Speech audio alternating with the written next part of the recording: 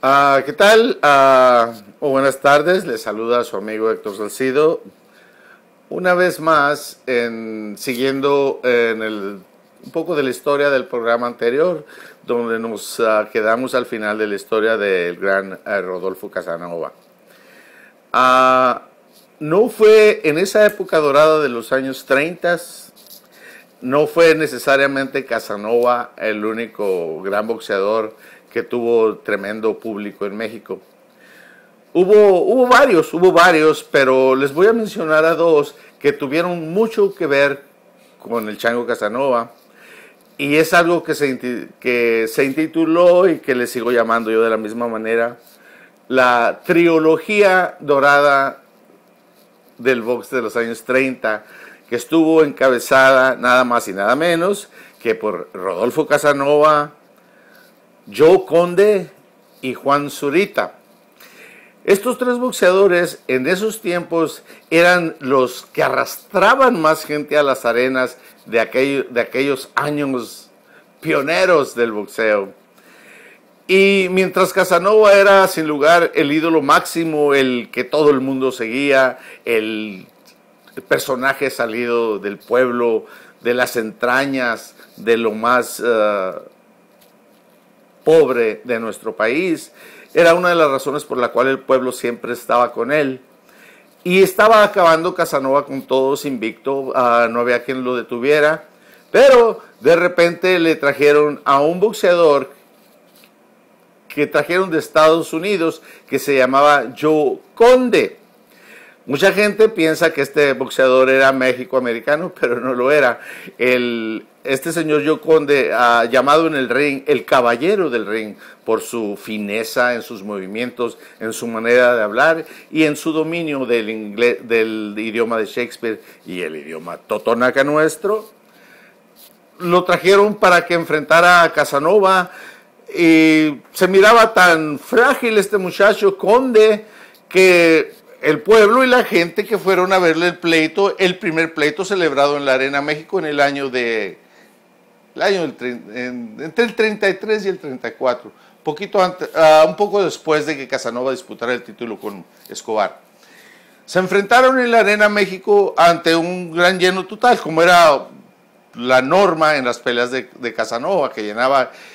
Y resulta y resalta que en la tarde del pesaje, antes del pleito, cuando por primera vez se vieron las caras Casanova y Conde, a la hora de tomarse la foto de rigor, que siempre hacen los boxeadores, los rivales, sobre todo en aquellos tiempos, cuando se dan la mano para la foto, para los periódicos, para la publicidad, Conde le dijo a Casanova, deseándole suerte, pero le habló en inglés y le dijo, I wish you the best of luck, but I don't think you can beat me. I think I'm gonna beat the heck out of you. Casanova se quedó intrigado y con un signo de interrogación en la cabeza porque no entendió absolutamente ni madre de lo que le dijo Conde. Y ese fue un trauma, un pequeño trauma que siempre persiguió a Casanova, que siempre persiguió a muchos de nuestros boxeadores de antaño, desgraciadamente. Ya no sucede más, gracias a Dios.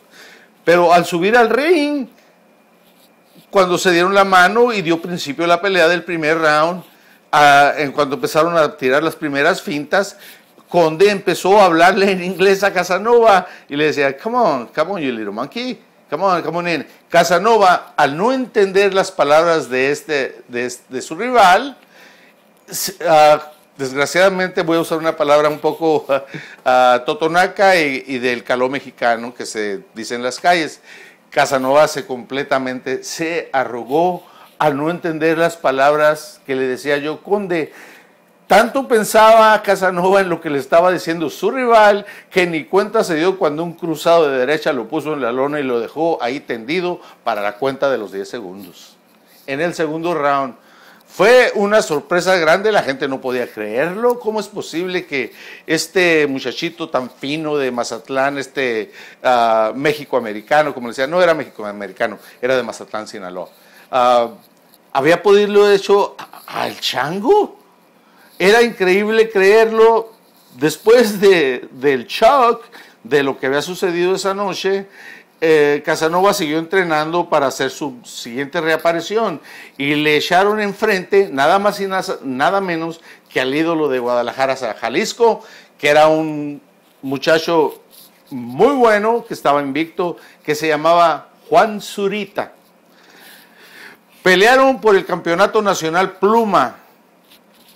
Zurita era un gran boxeador, excelente estilista, tenía todo pegada, resistencia, disciplina, todo lo contrario al de Casanova. Bueno, para seguir adelante y no estar haciendo paros en la historia, se hizo la pelea, gran pelea, se llenó la Arena México como siempre la llenaba el Chango.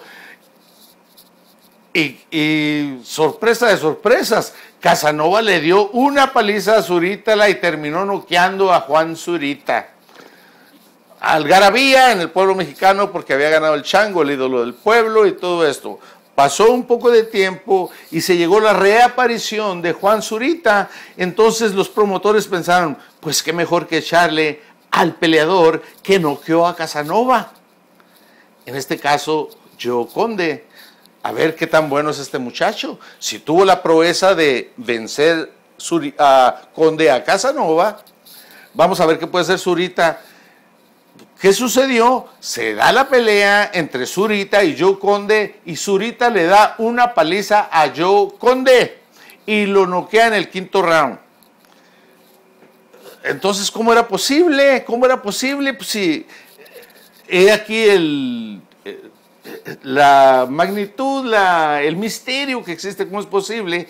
Después de hacer Zurita, de vencer al vencedor de Casanova, se vuelve a enfrentar con Casanova. ¿Y qué pasa?